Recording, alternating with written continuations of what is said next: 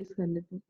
Basic oxygen steel making, यहाँ हमारे पास molten metal होता है, यहाँ से ब्लो, यहाँ से ऑक्सीजन को ब्लो करते हैं, ये मूवेबल सील है, ये मूव करती रहती है। और ये जो पोजीशन इन्होंने दिखाई हुई है, पोरिंग पोजीशन ऑफ कन्वर्टर, इसको हम टिल्ट करते हैं इतना, और उसके अंदर हम मेटल को ऐड करते हैं, और फिर हम उसके अंदर ऑक्सीजन को ब्लोन करते हैं। ये water cooling foam collection hood है, ठीक है, वाटर कूल लेंस, ठीक है, आप उसमें कहा था वाटर कूल लेंस, ताकि इसमें से वाटर कूलिंग होती रहे। टैप होल, रिफ्रैक्टरी लाइनिंग, मैं आपको कहा था refractory lining brick material, refractory lining material क्या है, जो हाई टेम्परेचर को भी सस्टेन कर सके, ठीक है। यहाँ से मोटल मेटल है टैप होल, यहाँ से हम स्लैग्स और इम्प्योरिटीज को भी, हम जो बाहर ऊपर स्लैग्स और इम्प्योरिटीज आ जाती हैं, हम उसको बाहर निकाल सकें, ठीक है।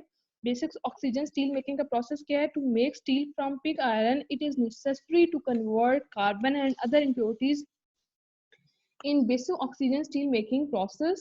Pure oxygen is blown into the molten metal through a water cool lens. हम लोग प्योर ऑक्सीजन को हम इसके ऊपर ब्लो करवाते हैं through a water cool lens, ठीक है। ये जो हमारे पास ये जो पाइप स्टॉक नजर आ रहा है, ये हमारे पास क्या है, वाटर कूल लेंस, इसके हम ऑक्सीजन को ब्लो करवाते हैं, that under to the top of the furnace, ठीक है, ठीक है।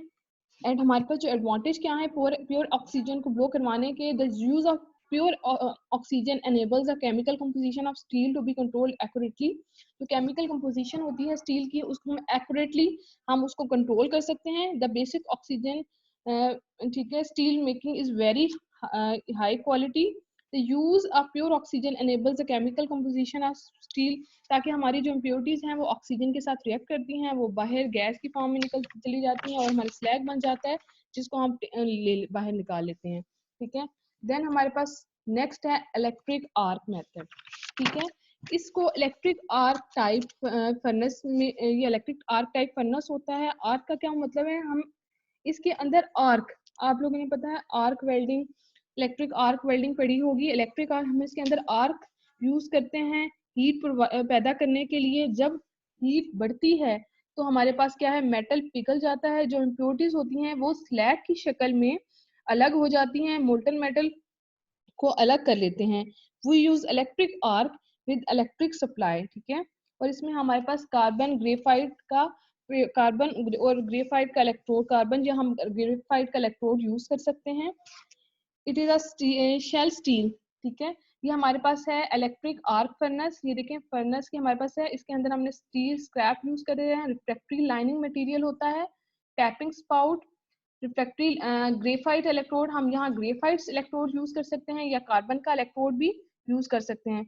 इसके अंदर जो लाइनिंग यूज होती है वो ब्रिक्स की भी लाइनिंग होती है, जिसको हम बेस लाइनिंग भी कह सकते हैं, ब्रिक्स बेसिक लाइनिंग भी कह सकते हैं। और हमारे पास इसके अंदर,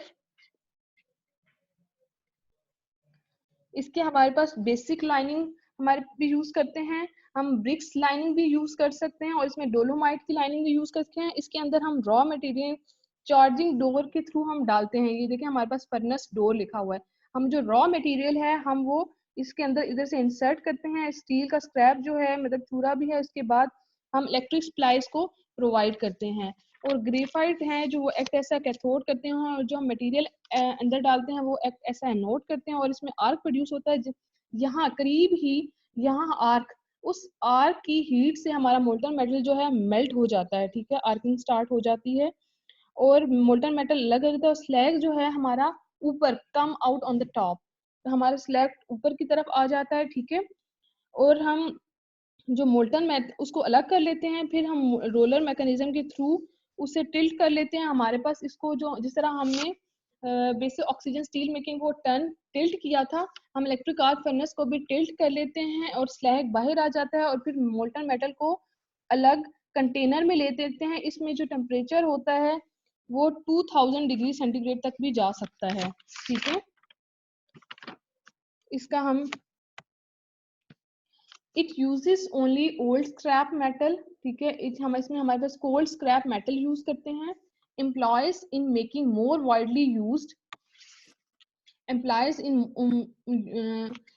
इन making more widely use steel including alloy, इसमें हम क्या करते हैं, वाइडली यूज स्टील इसमें यूज करते हैं including alloy and stainless grades as well as some special carbon and low alloy steel भी हम इसमें यूज करते हैं। Modern electric arc furnaces can make up to 150 ton of steel in a single melt. हमारे पास जो modern electric arc furnace हैं वो 150 ton of steel use कर सकते हैं सिर्फ just one time in single melt. The electric arc furnace consist of a circular bar, ठीक है, with a movable roof.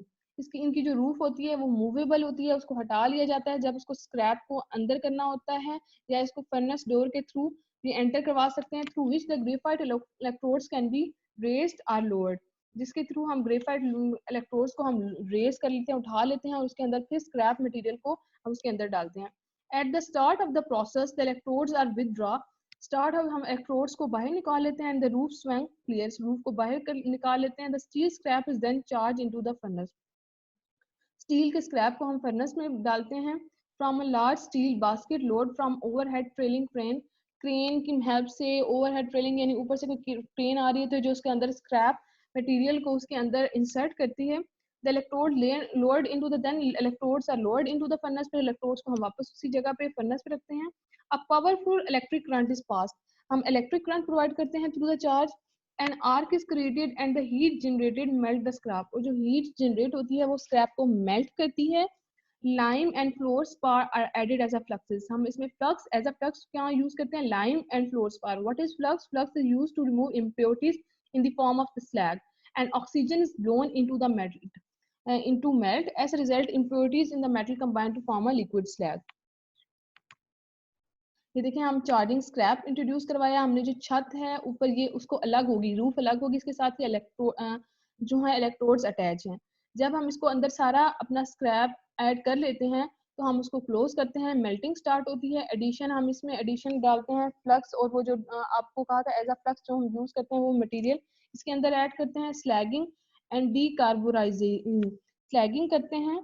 Slagging हमारे पास स्लैग जो है वो इम्प्योरिटीज को इम्प्योरिटीज को रिमूव करवाते हैं. डीकार्बोनाइजेशन यानी कि कार्बन की रेशो को कम करते हैं. देन हम लोग क्या करते हैं, टैपिंग करते हैं. टैपिंग करने के बाद हम लोग उसके अंदर टैपिंग करते हैं.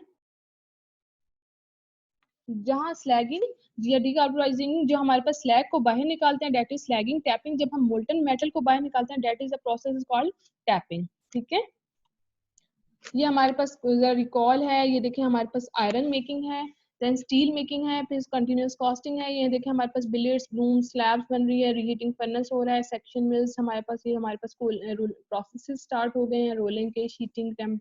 ठीक है, ये हमारे पास ब्लास्ट फर्नेस है, इसमें से हॉट मेटल निकालते हैं, बेसिक ऑक्सीजन स्टील फर्नेस में डालते हैं. और जो हमारा ब्लास्ट फर्नेस का स्क्रैप होता है वो हम इलेक्ट्रिक आर्क फर्नेस में ऐड करते हैं.